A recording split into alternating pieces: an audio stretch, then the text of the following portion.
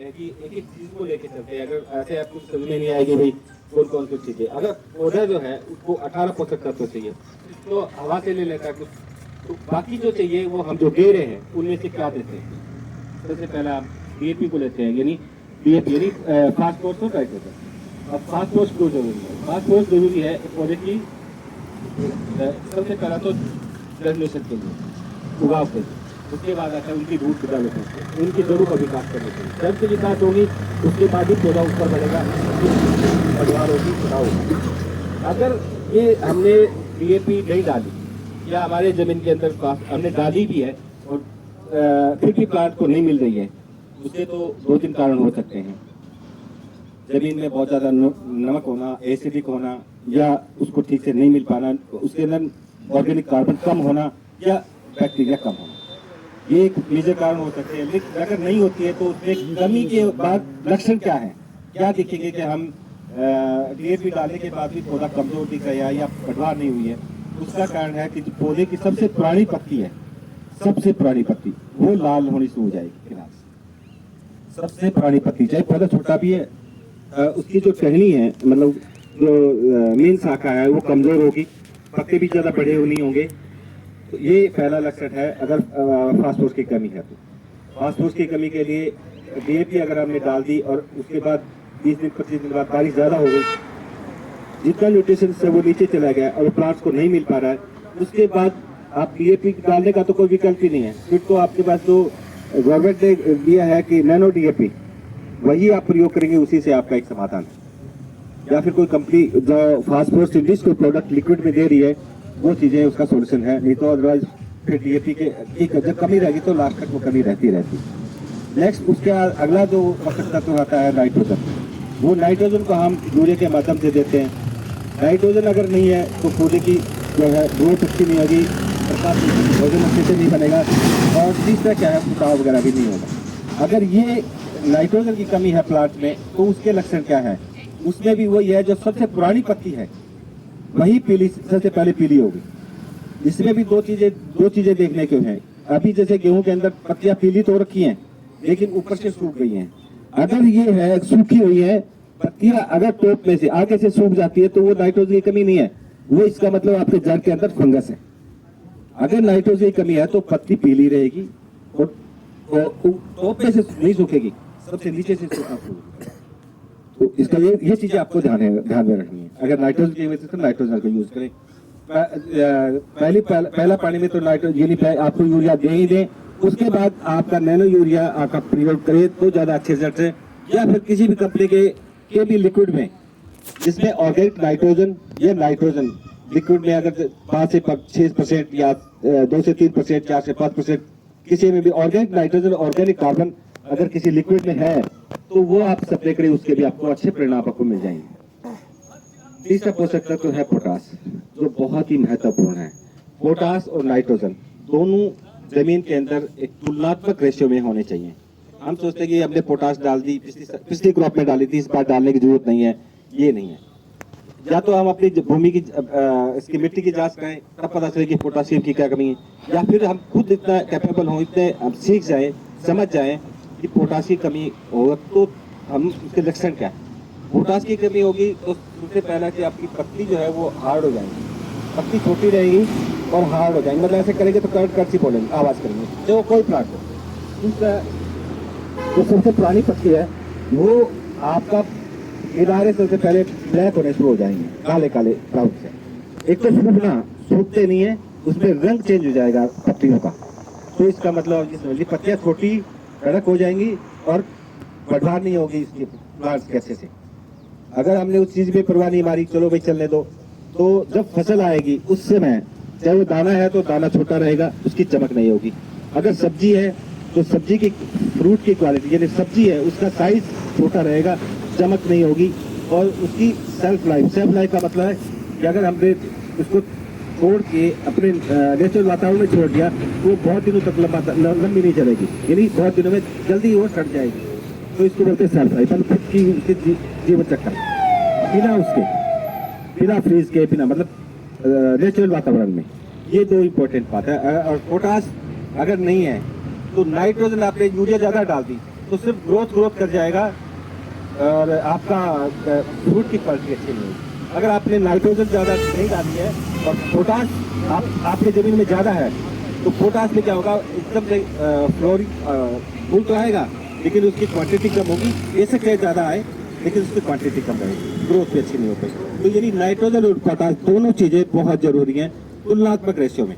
यानी कि तुलनात्मक, अगर हमने यूरिया का 2 बैग डाले तो 1 बैग पोटाश का चाहिए प्लांट को। वो बाकी सब चीज़ें देखनी है ज़मीन के अंदर, अपनी भूमि में, अपनी मिट्टी में पोटाशियम की कितनी कमी है, ये दो।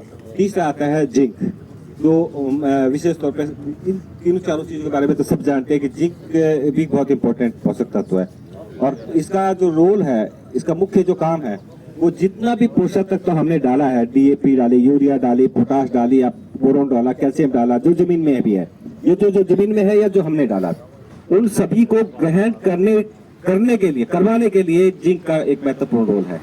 जिंक जो है वो जितना पोषक तत्व डालेंगे वो प्लांट्स को देगा, उन सभी को मिला के।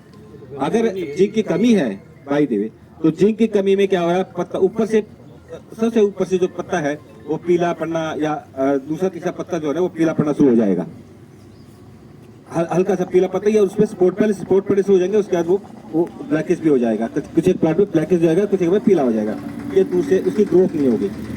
अगर ये जिंक की कमी है तो ये ना देखे कि आपके इसमें फंगस आ गया, ये देखो जिंक की कमी है तो यूरिया नहीं डालनी, पत्ता पीला हो गया तो इसके बाद यूरिया की जरूरत नहीं है।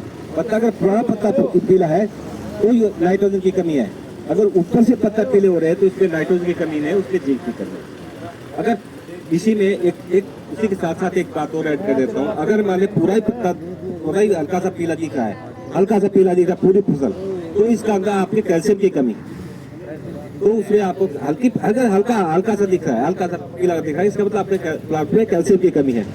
तो अगर कैल्शियम की कम होगी तो भी उसके सेल डेवलपमेंट नहीं होगी और पौधे को अच्छे से खुराक नहीं मिल पाएगी और पौधे की फ्रूट की क्वालिटी और पौधे की पत्तियों की चौड़ाई वो भी अच्छे से नहीं होगी। कैल्शियम भी एक महत्वपूर्ण मतलब एलिमेंट्स है, पोषक तत्व है। फिर हम आते हैं सल्फर का। सल्फर अगर आप प्लांट्स में नहीं है तो जितना भूमि के अंदर जो टाइटनेस है, जो ऑर्गेनिक कार्बन की जो कमी की वजह से है या खारा पानी देने की वजह से है, जो जमीन टाइट हो जाती है, एक तो उनको छिद्रों को खोलना ताकि जड़ों तक पानी हरा अच्छे से मिल जाए, और तीसरा ये अपने आप एक पोषक तत्व भी है सल्फर, और ये फंगिसाइड भी है, यानी ये फंगस जड़ों के अंदर फंगस को कंट्रोल भी करते हैं। जैसे अभी आता है सल्फर 80% और सल्फर 90%। सल्फर 90% ये तो है फर्टिलाइजर, खाद है, और सल्फर 80% जो है ये फंगिसाइड है, लेकिन दोनों में सल्फर है, वो फर्टिलाइजर का भी काम करती है और वो फंगस का भी काम करती है। और सल्फर 40% ये स्प्रे में है। ये अभी इस समय जो है सरसों के अंदर आपका सल्फर का स्प्रे बहुत जरूरी है, क्योंकि सल्फर का आप स्प्रे करेंगे तो इसमें ऑयल की मात्रा ज़्यादा बढ़ जाएगी। विशेष तौर पे जो ऑयली सीड्स है या फसलें हैं उनके अंदर सल्फर का प्रयोग कर लेना चाहिए। और जो जमीन खराब है, जो जिसमें चाहे वो खारा पानी की वजह से खराब हो या जमीन टाइट है, तो उसमें भी सल्फर का प्रयोग कर लेना चाहिए, तो ये जरूरी है। अगर जिंक में, जहाँ अभी एक बात बीच में रह गई थी, अगर जिंक बहुत ज़्यादा चिकनी मिट्टी है, बहुत ज़्यादा चिकनी मिट्टी है, उसमें भी 100% जिंक की कमी मिलेगी आपको। और जो बहुत ज़्यादा बालू मिट्टी है, बिल्कुल टेपे है, उसके अंदर भी जिंक की कमी मिलेगी। ये दो तरह की जो भूमि है उसके अंदर तो ये मानते हो जिंक आपका डेफिशिएंसी उसकी कमी को रहेगी। फिर हम आप देखते हैं आपका बोरोन। अगर बोरोन की कमी है तो फ्लावरिंग अच्छे से नहीं आएगी, फ्रूट की क्वालिटी ड्रॉपिंग ज़्यादा हो जाएगी, फूल कम आएंगे और फ्रूट सेट अच्छा से नहीं होगा। बोरोन अगर वाले फ्लावरिंग शुरू होती है उसी समय अगर आप बोरोन करते हैं तो उसके रिजल्ट आपको अच्छे मिलेंगे। आप सोचते हैं कि इसमें सरसों में बोरोन की जरूरत नहीं है, इसमें गेहूं में बोरोन की जरूरत नहीं है। एक बार आप प्रैक्टिकल करके देखिए, बोरोन चिल्टेड बोरोन आप मिल जाएगी कोई 100, 150, 200 रुपए में। 1 एकड़ में आप यूज करके देखिए, उसके आपको परिणाम अलग दिखेगी, इसका फसल आपको अलग दिखेगी, फ्रूट ज्यादा क्वांटिटी में लगेंगे। और विशेष तौर पर मैं तो ये कहूँगा कॉटन में और सब्जियों में, इनमें तो आप बोरोन जैसे फ्लावरिंग शुरू होती है उस समय 1 स्प्रे बोरोन की जरूर करें। अगर इसका करने से ठीक है, मेहनत जरूर लगती है 300-400 रुपये, अगर आप खुद नहीं करते हैं तो चलो आप किसी से करवाएंगे, वो एक चार्जेज अलग हैं, लेकिन बोरोन एक्चुअल में बोरोन की कॉस्ट ज़्यादा नहीं है, करने की कॉस्ट ज़्यादा है, करवाने की कॉस्ट ज़्यादा है या करने की कीमत ज़्यादा है, लेकिन उसके परिणाम ज़्यादा अच्छे मिलते हैं। उसके बाद आता है जैसे आपका मैग्नीशियम है। मैग्नीशियम के अभी मैं थोड़ी देर पहले बताया, अगर मैग्नीशियम नहीं है तो प्लांट्स के अंदर जो खुराक लेने की, जो भोजन बना रहा है, वो जो भोजन बनने के बाद जो पौधे को ग्राइंड करने की क्षमता जो है वो कम हो जाती है, तो दे नहीं पाते। ऐसे ही आपका आयरन है, अगर आयरन की कमी है तो दूसरे के जो कीट है, जैसे कीड़े हैं, वो ज़्यादा लगने के चांसेस ज़्यादा रहेंगे। और सबसे ऊपर जो आयरन की अगर कमी रहती है तो पौधे की जो नई न्यू लीव्स है, जो नई एक बिल्कुल नई पत्ती जो निकलती है, वो आपको बिल्कुल व्हाइट, सफेद से और हल्का सा पीला रंग लेके दिखेगी। तो इसका मतलब समझ जाना चाहिए कि आपको कोई रोग नहीं है, ये एक आयरन की कमी है। इसलिए एक स्प्रे आयरन की कर देंगे तो आपका काम चल जाएगा। विशेष तौर पे जैसे टमाटर की, अगर कोई सब्जी टमाटर की सब्जी अगर फसल करता है तो उसमें अगर उसकी क्वालिटी कलर नहीं आता, आपने पोटास भी कर लिया, उसके बाद आपने कैल्शियम भी डाल दी और फिर भी आपकी अच्छे से क्वालिटी नहीं बन रही है, साइज नहीं बन रहा है उसका, आपका कलर भी अच्छा नहीं आता, तो सिर्फ एक आयरन की स्प्रे कर दीजिए, आपको तुरंत आपको उसका रिजल्ट मिल जाएगा कि उसकी क्वालिटी क्या है, उसकी क्या उसकी गुणवत्ता है। तो आयरन भी बहुत जरूरी है अपने जमीन के लिए, और वो एक इसके लिए नहीं, सभी फसलों के लिए। तो सबसे इम्पोर्टेंट तो है ये सब चीज़ों को अगर आप अपनी फसल को देखेंगे, फसल खुद जाके देखेंगे कि इसमें कौन से लक्षण दिख रहे हैं, तो कौन से लक्षणों के हिसाब से हमारे कौन से पोषक तत्व की कमी है।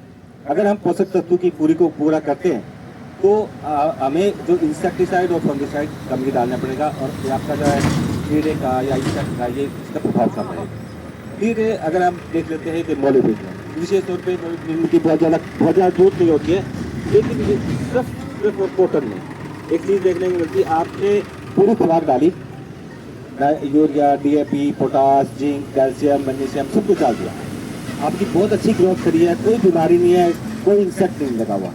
और अक्टूबर के महीने में बिल्कुल फसल, ये रेयर केसेस है, उसी रेयर केसेस का मैं एक एग्जांपल दे रहा हूँ। रेयर केसेस में क्या होगा, जब अगर मोलिब्डेनम की कमी होगी तो खड़ा फसल जो है वो एकदम खत्म हो जाएगी। बिल्कुल आप उसकी जड़ पाड़ के देखेंगे तो उसमें कोई फंगस नहीं मिलेगी आपको, जड़ को बीच में से पाड़ के देखेंगे तो कोई कालापन नहीं होगा। नहीं, बहुत सी कई बार क्या होता है, फंगस होती है ना, तो अगर जड़ पाड़ के देखेंगे, जड़ तो सफेद है, उससे ना देखो, जड़ को भी बीच में से पाड़ के देखो, अगर उसके बीच में एक दाढ़ी सी मिलेगी, अगर वो काली है तो इसका मतलब फंगस आ गई। अगर वो भी सफेद है, बाहर की जड़ भी सफेद है, आपको दीमक भी नहीं लगी, कीड़ा भी नहीं लगा, और फिर भी हमारी फसल खराब हो गई, इसका मतलब सीधा है कि आपके अपने मोलिब्डेनम के कर सिर्फ 1 ग्राम लगेगा, 1 ग्राम 1 एकड़ में, 1 ग्राम की कीमत 150-200 रुपये सारी। और उसे 150-200 रुपये अगर वो स्प्रे होती कब है, बारिश की पहली बारिश के समय, पहली बारिश मतलब जुलाई के लास्ट, जून के लास्ट में, जुलाई के फर्स्ट वीक में स्प्रे तब होगी, और उसके रिजल्ट आपको आप लिखेंगे अक्टूबर में। ये सब चीज़ें, ये रेयर केस, 1000 केसों में से किसी एक खेत में ऐसा होता है। तो ये फिर भी आपको जानना जरूरी है कि कई बार ऐसे चांसेस आ जाए तो इसका मतलब हमें क्या करनी है। वो 150-200 रुपये कोई बड़ी बात नहीं होती, स्प्रे करना ही जरूरी है, इम्पोर्टेंट तो है स्प्रे करना। तो ये छोटी बातें थी जो मैं आपसे शेयर करना चाह रहा था। फिर भी अगर आपके मन में कोई क्वेश्चन है, कोई बात है, तो आप बता दीजिए, बात कर लेंगे, उसकी मैं चर्चा करेंगे। Thank you.